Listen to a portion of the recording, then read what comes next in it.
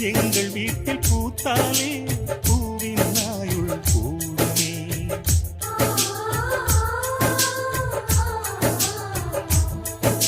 இரண்டு கண்கள் என்றாலும் பார்வை என்றும் ஒன்றுதான்.